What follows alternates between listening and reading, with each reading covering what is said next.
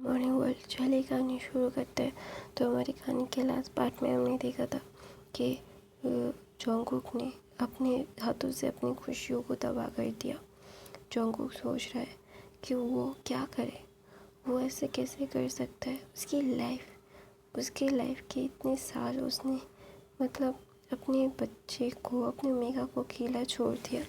तो उसी तरह से भी त्यांग लंदन पहुंच गया। लंदन पहुंचने के बाद उसने सब कुछ अरेंज करके अपने रूम में जाके वो एक अपने बच्चे को सुला के वो सोने जाता है। तो वहाँ पे ना जिन ने मैसेज किया था कि वो तुम्हें पागलों की तरह ढूंढ रहा है। तो बोलते हैं अब ये सब ख़त्म होने के बाद ढूंढने का फ़ायदा नहीं है। I really don't like your child. मैं आपके चाइल्ड के साथ नहीं रहना चाहता। तो नजिन ने बोला था मैं तुम्हें कभी कुछ नहीं बोलूँगा। ये तुम्हारा फैक्ट है, ये तुम्हारी लाइफ है। तुम जैसे चाहो वैसे जी सकते हो। मैं तुम्हें कभी भी नहीं रोकूँगा, ना मैं तुम्हें रोकना चाहता हूँ, क्योंकि मेरी वजह से तुम्हारी लाइफ बहुत ही ज़्यादा सफ़र हो चुकी है। तुम्हें और सफ़र करवाना मुझे नहीं है। I really don't want to suffer you. तो ने ऐसा बोल के जिन ने मैसेज रोक दिया था। और दूसरी तरफ से त्यांग मुस्कुराता है और बोलता है तुमने मेरी लाइफ को हेल बना दिया था। मैं 6 मंथ प्रेग्नेंट था। त्यांग अभी फ्लैशबैक पे जाता है।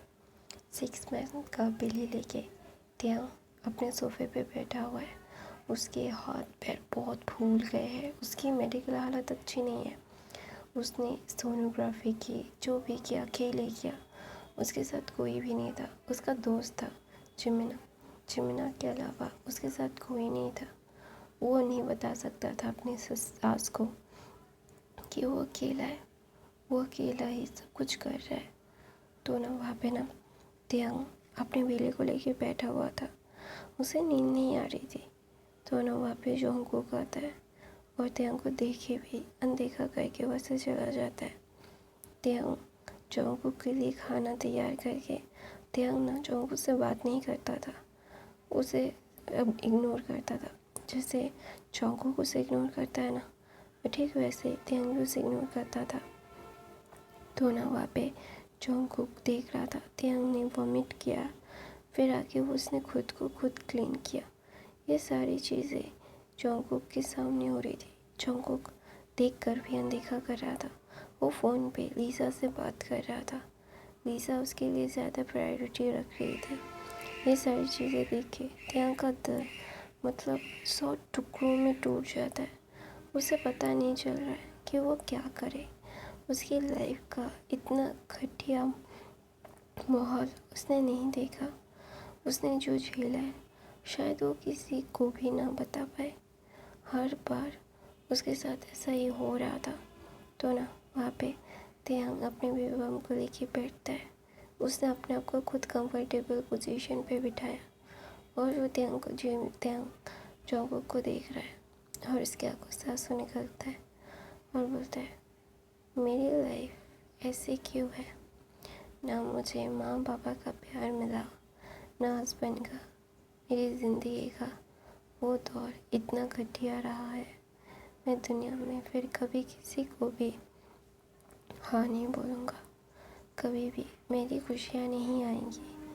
मैं प्यार डिज़र्व नहीं करता। मुझे लगता है कि मेरी लाइफ हमेशा से ऐसे बीतेगी। मेरा बच्चा भी शायद प्यार डिज़र्व नहीं करता क्योंकि वो मेरा है। ऐसा बोल के त्यांग के आंखों से पानी निकल रहा था। त्यांग का वो समय जब उसे अपनी अल्फ़ा की नीड थी, अपने अल्फ़ा की स्मेल की ज़रूरत थी, तब वो अकेला था। जब वो बच्चा डिलीवरी करने के लिए जाने वाला था, उसकी प्रीमेच्योर डिलीवरी हो गई थी। 8.5 महीने में उसका बच्चा प्रीमेच्योर डिलीवरी से आने वाला था। उसे इतना दर्द हो रहा था। उसने जॉन्गकुक को इतना फ़ोन किया कि उसे हॉस्पिटल लेके जाए, लेकिन जॉन्गकुक ने उसका फ़ोन नहीं उठाया। फिर उसने अपने जिमिना फ्रेंड को फ़ोन किया। फिर वो आया, उसने आके त्यांग की मदद की, हॉस्पिटल गया। उसके अल्फ़ा की स्मेल की नीड थी तब, उसके दर्द को भुलाने के लिए, लेकिन फिर भी वो नहीं पा पाया। उसे मुश्किल से बर्थ दिया। उसका बच्चा 20 दिनों के लिए वेंटिलेटर पे था। वो उसका बच्चे को भी उसने देखने के लिए नहीं आया। फिर भी तेहंग ने फिर कभी भी कुछ नहीं कहा। तेहंग ने कभी भी जोंगकुक को फोर्स नहीं किया कि उसका ध्यान रखे, उसके साथ रहे। फिर ना जोंगकुक ना ये सारी चीज़ें पढ़ रहा था और वो ना बहुत रिग्रेट कर रहा था। उसकी लाइफ का सबसे बड़ा रिग्रेट था तेहंग के साथ ना रहना, तेहंग से दूर रहना। वो जानता है कि उसने क्या किया है। तो ना जब तेहंग की डायरी उसे मिली थी, उसने हर एक पन्ना पढ़ा और वो पन्ने पढ़ते पढ़ते तेहंग जोंगकुक तेहंग का दर्द समझ रहा था। जोंगकुक कितना दर्द पे, कितना ज़्यादा दर्द पे, कोई भी वो बोल नहीं पाएगा। तेहंग कितना ज़्यादा दर्द में है। हर कोई सिर्फ अपने दर्द को ही दर्द मानता है, लेकिन दूसरों का दर्द कोई नहीं देखता, कोई फील नहीं करता कि कौन कितना दर्द में है। तो तेहंग इतने दर्द में भी जोंगकुक ने उसने कभी मदद नहीं मांगी। फिर जोंगकुक पढ़ता है, आज मेरा सारा बांध टूट गया। उसने मेरे बच्चे को नाजायज़ बोला, किसी और का बोला। तो कोई माँ अपने बच्चे को ऐसे वर्ड मीनिंग से, कोई बाप अपने बच्चे को बुलाता है, मैंने पहली बार देखा।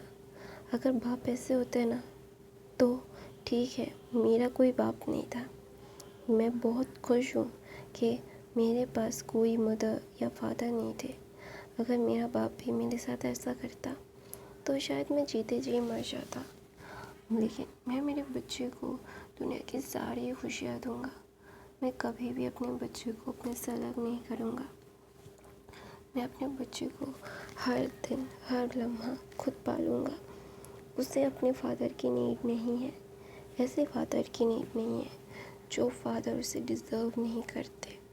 ऐसा बोल के, ऐसा लिख के तेहंग ने उस डायरी को छोड़ दिया था। और भी बहुत सारे खाली पन्ने थे। तेहंग इस डायरी को लेके जाना भूल गया था। तो ना जब जोंगकुक ये सारी चीज़ें पढ़ता है ना, तो वो ना एकदम टूट गया था। उसे समझ नहीं आ रहा था कि वो क्या करे।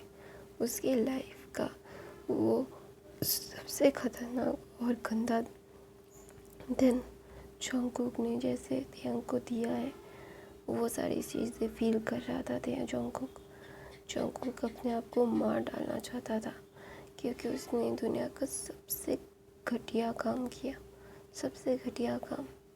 वो कभी भी तेहंग को डिज़र्व नहीं करता। तेहंग डिज़र्व बेटर देन हम। वो ऐसा नहीं कर सकता। वो तेहंग को किसी और का होने नहीं दे सकता। उसका बच्चा तेहंग उसे बिलोंग करते हैं। फिर कभी भी वो उसे अपने से अलग नहीं करेगा। वो प्यार करता था, प्यार करता है और प्यार करेगा उसे। अभी भी उसे प्यार का एहसास हुआ है कि वो तेहंग से कितना प्यार करता है।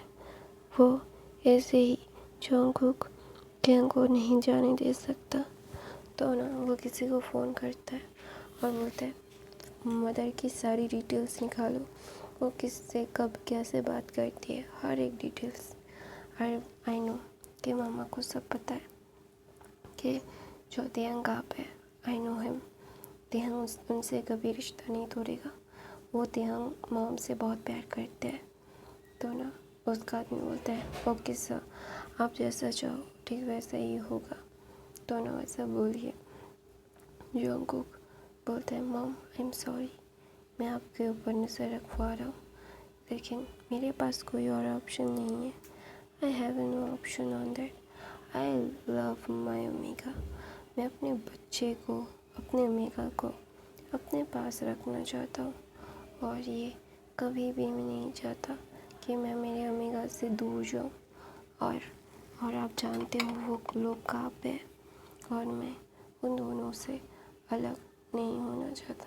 I really don't want to spread, मतलब दूर होना नहीं चाहता। ऐसा बोल के जोंगकुक रोता है। फिर RM को फ़ोन करता है और बोलता है डैड मम को बोलो ना कि मुझे बता दे कि तियांग कहाँ पे है। तो नारेम बोलता है जंगकुक ना मैंने तब तुम्हें कुछ बोला था ना मैं अब तियांग को कुछ बोलूँगा। जब तुम सही थे तो वो भी सही है। तो ना वहाँ पे जंगकुक बोलता है no dad I am not right that time. तो बोलता है लेकिन इस बार तियांग राइट है और तुम्हें उसके साथ रहने की कोई ज़रूरत नहीं है। वो तुम डिज़र्व नहीं करते। यू डोंट डिज़र्व हर। वो एक अच्छी ज़िंदगी डिज़र्व करता है और एक अच्छा लाइफ पार्टनर जो तुम नहीं हो। You not that him. तो ना वहाँ पे जंगकुक बोलता है I know that my dad मैं वैसा नहीं हूँ लेकिन मैं उससे प्यार करता हूँ। तो ना वहाँ प्यार में बोलता है ये प्यार तब का था जब वो अकेला था, जब वो डिलीवरी रूम में तुमसे तुम्हारे लिए भीख मांग रहा था लेकिन तुमने उसे कभी भी अपनाया नहीं। हर बार उससे हर एक चीज़ अकेले करनी पड़ी है।